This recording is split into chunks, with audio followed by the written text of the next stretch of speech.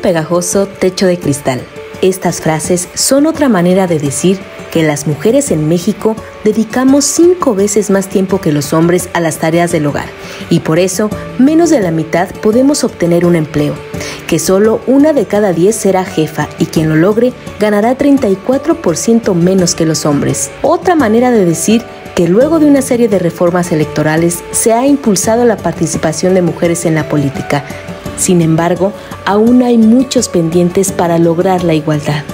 Que el hecho de tener cabildos más paritarios no implica que estos sean presididos por mujeres, pues solo el 12% de los cabildos son presididos por ellas. También es otra manera de decir que hay acoso o amenazas hacia mujeres que inhiben su participación política. La paridad política es necesaria para que las mujeres contribuyamos a la toma de decisiones que afectan nuestras vidas y así poder beneficiarnos del proceso de la democracia. Por ello es necesario visibilizar los obstáculos que las mujeres enfrentamos al participar en la vida política, social y económica de nuestro país. Acompáñanos a escuchar a Karen Quiroga Anguiano, secretaria nacional de Igualdad de Géneros del Partido de la Revolución Democrática. Bueno, pues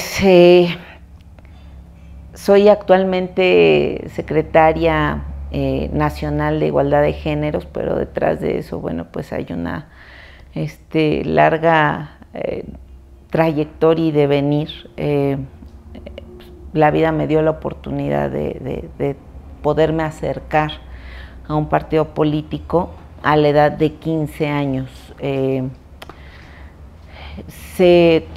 Recordarás que se vino todo el tema del cambio en 1988 y 89, cuando la creación del PRD, cuando el Frente Cardenista. Ahí tenía yo escasamente, bueno, pues 8 años, 9 años. Y entonces había, pues, dentro del seno familiar, pues, una situación de querer participar.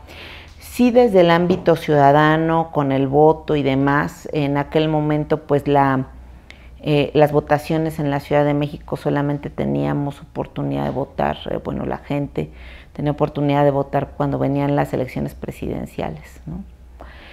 Muy difícilmente se podía acceder a otro tipo de votación. No teníamos una Cámara de Diputados local, no teníamos hoy lo que es un jefe o jefa de gobierno. No existía esa posibilidad.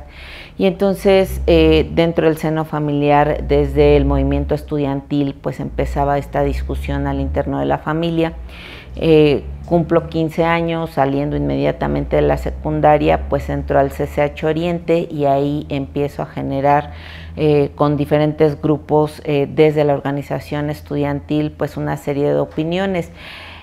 Quisiera decir que mi trayectoria estudiantil fue más amplia, pero no inmediatamente me fui al tema territorial, que fue, bueno, pues en la delegación Iztapalapa, a hacer un trabajo en las comunidades más pobres, que era la Sierra de Santa Catarina, en donde no había pavimento, donde la gente, bueno, pues venía de Oaxaca, de Guerrero, y que ahí le vendieron un terreno y entonces no había nada de servicios. A partir de ese momento, bueno, pues empiezo a hacer un trabajo con la gente, con las mujeres sobre todo, que eran las que se quedaban en casa y que tenían que hacer, bueno, pues una labor importante para poder tener una casa medianamente habitable. Los hombres, bueno, pues no estaban en casa y mucho se veía pues este rol de género así metido a fuerza, ¿no? Desde el movimiento social, bueno, pues me metí a todo lo que eran las mejoras para las colonias y demás, pero al mismo tiempo empezaba mi militancia en el PRD. El PRD fue el único lugar en el que yo encontré como joven pues el poder votar, pero además había una elección pues de jóvenes, y entonces yo dije, no, pues de ahí soy, quería, bueno, pues tener un lugar al cual pertenecer. Y cuando cumplí 17 años, pues se viene una elección para la dirigencia nacional de jóvenes. Y pues yo con una escasa experiencia, bueno, pues empiezo a participar y logro colocarme como candidata a nivel nacional en aquel entonces. Entonces competimos, se hizo la elección y demás. Queda en aquel momento, me parece, Claudia Corichi, queda al frente y bueno, pues nosotros hacemos toda una participación, pero el hecho de poder participar en una elección, yo llegando del movimiento estudiantil y del movimiento social y con todas las ganas de participar, bueno, pues ahí fue donde lo encontré. Posterior a esto, bueno, pues se viene pues toda la organización electoral rumbo a el 97, que fue, bueno, pues la entrada del ingeniero Cuauhtémoc Cárdenas, en donde yo ya tenía pues 17 años y una participación muy activa, pues con todo lo que fueron las Brigadas del Sol y bueno, pues el movimiento fue electoral. Pero en el PRD había la oportunidad de poder participar y se empieza a dar el debate de las candidaturas para mujeres. Te quiero decir que, bueno, pues a principios más o menos del 2000, finales de los 90, pues empieza a dar una fuerte disputa al interior del partido, colocando en aquel entonces, bueno, pues que fuéramos 70-30, 70% de un género, 30% del otro, pero se sobreentendía que el 30% iba a ser para las mujeres, no para los hombres. Pues ¿cuándo? Los hombres sí van a tener una menor participación. Se da este debate al interno del partido. Recuerdo perfectamente un congreso en donde estaba en la mesa de ese congreso Pablo Gómez, y pues las mujeres tuvimos que tomar la tribuna, pero en aquel entonces teníamos oposición hasta dentro de las mismas mujeres y decían, no, pues cómo tenemos que llegar las mujeres por mérito propio, no por ser mujeres. Esto no quiere decir que en ningún momento de mi pasado haya pensado de esta forma. Parecía muy normal. Desde casa, bueno, pues se tiene una educación en las escuelas, en los círculos de amigos y amigas, bueno, pues se tiene esta formación en donde el patriarcado hace de las suyas de manera constante. Tuve que modificar mi forma de entender, y eso cómo lo modifiqué, pues a través de la participación política.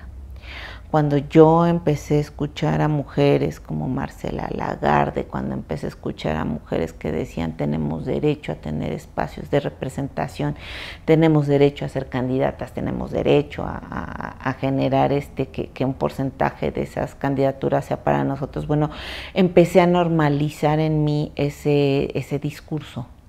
Empecé a entender que así tenía que ser las cosas para generar una sociedad más igualitaria. Esta transformación no solamente se vivió en lo interno, sino empecé a ver otro tipo de cosas, desde la oportunidad en su momento con Rosario Robles, pues para que fuera la presidenta del partido. Nacionalmente, y bueno, cuando tú visibilizas a una mujer que puede estar en un espacio de representación, en un espacio de poder, ser el centro de todo, bueno, pues entonces empiezas a entenderte a ti misma que eso puede suceder y empiezas a entender que otras mujeres pueden ocupar estos espacios. Por supuesto que había un sinnúmero de cosas que no encajaban, porque había veces que había mujeres dentro del partido que decían, es que fulanita de tal es cuota de un hombre, ¿no? Y se mencionaba el nombre del dirigente. Y entonces empezar a transformar esas formas, empezar a imaginar que no seas una cuota, sino que tienes derecho. Para eso sí tuvieron que pasar varios conversatorios y tuvieron que pasar varios foros y leer varios libros y escuchar a otras mujeres, porque de eso se trata la sororidad. Cuando tú escuchas a otra mujer que tiene la posibilidad, empiezas a imaginarlo en ti y empiezas a imaginarlo en otras. Por eso yo cuando oigo que de repente dicen, no, es que el lenguaje incluyente no sirve para nada. Claro que sirve para incluirnos, ¿no? Para incluirnos en el imaginario, en la posibilidad, en la ruta de poder, de que algo puede ser realizable. Entonces, puedo llegar en su momento, en el 2009, a un espacio de representación en una diputación local, después en una diputación federal, pero no dejaba de estar en la calle recuerdo todo este asunto de la lucha contra la reforma energética, que hoy se vuelve a dar una situación igual. Y bueno, pues el haber estado comandando un número de mujeres que protestaban, pues porque el impacto de los energéticos y su precio se sentía de manera contundente. Las mujeres somos las que padecemos cuando algo sube de precio, padecemos la falta de energía, padecemos que el recibo llegue caro, padecemos todo este tipo de cosas, y además hay un entendimiento de lo que sucede a nuestro alrededor. Entonces, en ese sentido, puedo ocupar estos espacios gracias a la lucha social y tuve la oportunidad de no ser una cuota, sino de ejercer mi derecho.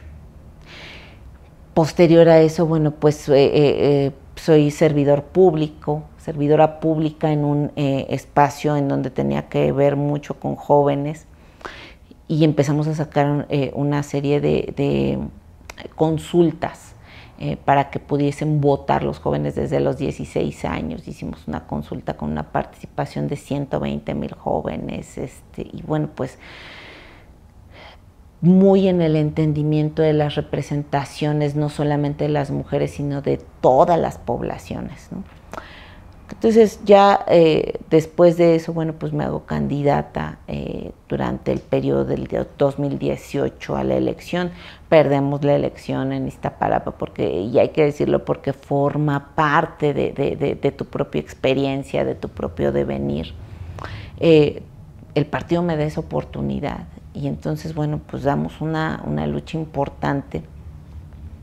Gracias a la votación que tuvimos en Iztapalapa en aquel momento, bueno, pues cuando viene la reconfiguración del partido, mi partido me llama y me dice, Karen, aquí hay un espacio, es importante que gente que ha tenido una representatividad a nivel territorial pues pueda acceder a los espacios de mayor representación dentro del partido. Y es así como llego a ser de la Dirección Nacional Extraordinaria y posterior Secretaría Nacional de Igualdad de Géneros. Esa es la breve historia.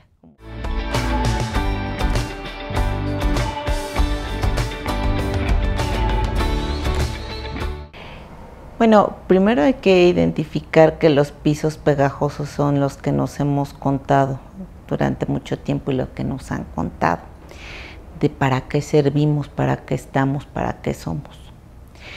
Y políticamente aún no erradicamos la idea de que las mujeres podemos ser buenas acompañantes. Seguimos acompañando una ruta de hombres. Somos la compañera, somos la cuota. Llegamos a los espacios de representación porque hay que elegir a la mitad de mujeres, ¿no? Y en ese trayecto hay que pasar de lo cuantitativo a lo cualitativo. Solamente la calidad de nuestras aportaciones, de nuestras luchas, la congruencia es la que puede hacer que nosotros pasemos de lo cuantitativo a lo cualitativo.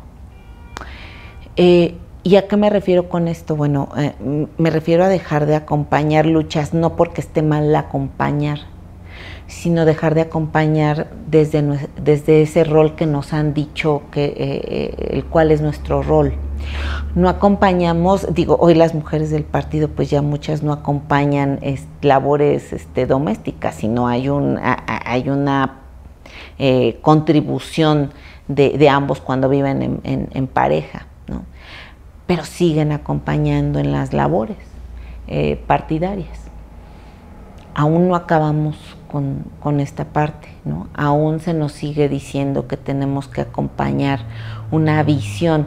Y eso te quiero decir porque fue un debate tremendo durante la armonización de nuestros documentos básicos para incorporar la 3D3, el tema de la paridad, el asunto de la alternancia. O sea, fueron días de debate respecto a la alternancia en el poder. ¿Y a qué me refiero? Bueno, pues a que tengas que alternar, que la paridad no solamente sea horizontal y vertical, sino que sea transversal. O sea, tenemos 32 estados de la República y que de esos 32 estados forzosamente tienen que ser 16 mujeres. Actualmente tenemos, elegimos 3 mujeres como presidentas de partido en el último proceso, 3 de 32. Y fallecen 2. Y una de ellas ya fue sustituida, pero por un hombre. Entonces, imagínate cuál es la concepción en la que tenemos a las mujeres del partido, no considerándolas como un excelente cuadro político para poder encabezar una tarea, ¿no? Aún falta confianza. Y esta parte, bueno, pues hoy la eliminamos en los documentos y dijimos, a ver, fuera del estatuto este asunto, tenemos que dejar 16 mujeres, sí o sí. Pero aparte de eso, bueno, pues obligar a que circunscripción por circunscripción, cuando se elijan a las listas de diputaciones, pues exista alternancia, o sea, que una vez alternen hombres, alternen mujeres, y además tenga que ser, sí, con criterios de competitividad y demás, pero tiene que haber espacio para mujeres. No puede ser que se apropien como patrimonio personal al encabezar una lista plurinominal. Aparte de eso, bueno, pues el asunto de los consejos. Los consejos tienen que ser 50 y 50%, y hasta los que elijas de manera indirecta y por representatividad tienen que ser inclusivos para las mujeres y tiene que generarse el 50%. O sea, es paridad sí o sí. Y entonces hoy tenemos que ir por la paridad sustantiva, pero en la toma de decisiones. La toma de decisiones es fundamental. Hoy en la Cámara de Diputados se está dando un asunto importante, ¿no? Pues sí, será serán las bancadas y los congresos y las legislaturas de la paridad, pero están vetadas de la Jucopo, pero están vetadas de la toma de decisiones, de lo más importante, ¿no? Y a mí sí me gustaría, bueno, pues que existiera una presidenta mujer, pero tiene que ser una presidenta que no puede estar supeditada a un hombre. Tiene que ser una mujer emancipada, independiente, autónoma. Si nosotros colocamos en la presidencia de la República una mujer que sea supeditada a un hombre, que no esté emancipada, jamás tendremos realmente una presidenta mujer. O sea, eso tiene que estar en el radar. Y es fundamental. Entonces, para eliminar todo eso, pues hay que eliminar todo esto que se llama los pisos pegajosos, que no es otra cosa, ¿no?, que algo que te quiere mantener en el mismo estado de lo que te han contado, ¿no? A ti nos dijeron que éramos buenas para tener hijos, atender la casa y estar encerradas entre 4 paredes, y ahí estamos, ¿no? Ahí están muchas mujeres, pero cuando dejas de estar ahí, bueno, pues te colocas en el mismo lugar, pero en otro espacio. Y entonces esto va siendo paulatino. Digo, qué lento es el aprendizaje en este sentido cuando el patriarcado te juega en contra, ¿no?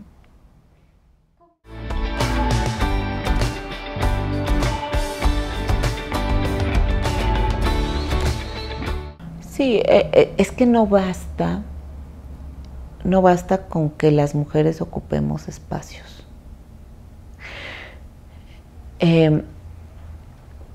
Porque llegas a un espacio atender lo personal, pero no llegas a un espacio para atender lo de las mujeres que no ves y que no conoces.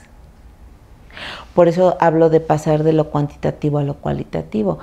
Simplemente tú revisas el presupuesto de egresos de la Federación 2022 y pues es un tema de cantidades, ¿no? No, subimos el anexo 13 que tiene que ver con el presupuesto para las mujeres, para la eliminación de la brecha entre hombres y mujeres, para colocarlas en una posición de igualdad. Y pues eso no ocurre porque metieron cosas que solamente sumaran dinero para que no trajeran un asunto de calidad para la vida de las mujeres. Se incrementa así, pero en centésimas.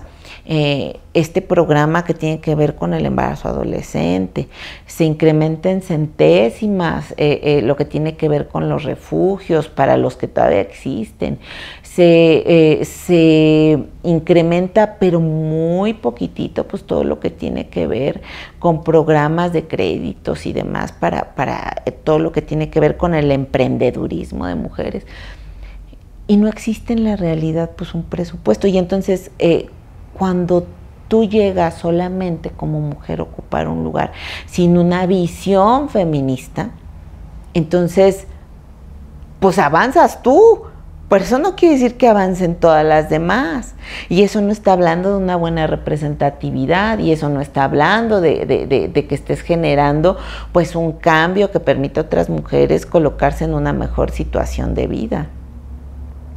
A un puesto de representación, a un puesto de poder, tienes que llegar a ver por los que no conoces, por las que no conoces, y por las causas más nobles que enarbolen la defensa de los derechos humanos.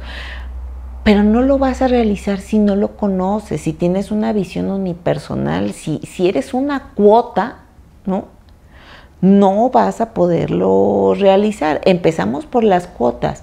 Nosotras tenemos que dejar de ser una cuota para pasar y poder avanzar en todo lo que tiene que ver, efectivamente ver la vida, el gobierno, la vida pública, el país con perspectiva de género. Entonces, no lo vamos a conseguir si no dejamos detrás pues ese piso pegajoso, ¿no? Hoy dices, bueno, pues ya más o menos estamos rompiendo el techo de cristal, más o menos, ¿no? Ya llegamos a los espacios de representación. No estamos todavía tomando las reales decisiones, pero ahí vamos. Y todas las demás siguen en el piso pegajoso. Entonces, ese avanzar tiene que ser, sí, paulatino, pero todas juntas. Sí, tiene que ser paulatino, pero tomar en cuenta a todas, ¿no? Y esa es la gran diferencia entre cuestiones de carácter unipersonal, entre ser una cuota o entre hacer parecer que las cantidades de perspectiva y la representatividad y los dineros suben para las mujeres. O sea, eso es una simulación. El presupuesto de egresos de la Federación es una simulación. Y por eso, bueno, a mí me encantó cuando vi este asunto de la subcomisión para un presupuesto con perspectiva de género. Dije, qué bueno, pero tendría que no ser una subcomisión. Tendríamos que generar, bueno, pues que los institutos de la mujer fuesen autónomos, que tuviesen opinión en el presupuesto de egresos, pero en todo el presupuesto, que las diputadas, bueno, pues con esta subcomisión, pues puedan estar exigiendo el presupuesto, ¿no? Ahorita muy poco le van a mover el presupuesto, casi estoy segura, pero yo confío en que las mujeres que están en esta subcomisión van a dar una batalla importante. Y bueno, pues están empezando, ¿no? Cuando logremos tener el 50% del presupuesto a nivel nacional, ¿no? Estaremos hablando de otra cosa.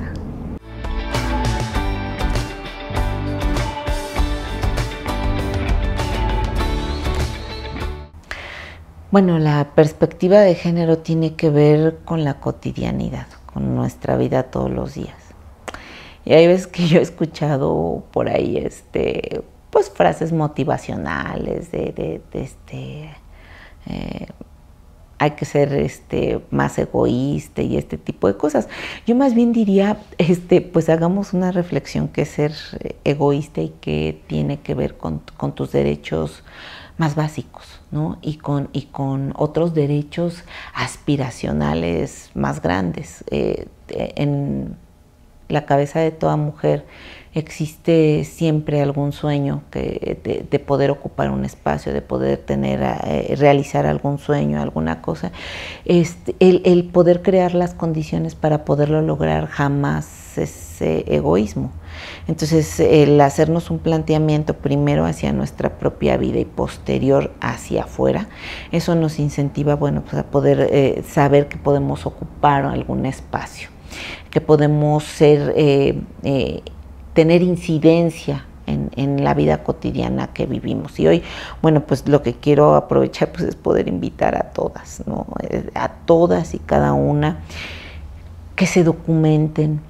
El feminismo es documentación, es información, es visibilizarnos como seres humanos, no sin dejar de visibilizar a las otras y a los otros. Es tan incluyente el feminismo que hay que aprovechar estos tiempos y entonces emerger de ese piso pegajoso y no permitir que se nos ponga un rol. Si un hombre ha sido capaz de ocupar los espacios de poder y de representación en cualquier lugar del mundo, las mujeres también podemos. La igualdad plantea eso. La igualdad plantea que yo también tengo derecho y que yo también soy capaz y que yo también puedo aspirar y también es realizable y que también tengo derecho a que se me acomoden todas las cosas para poder realizar eso.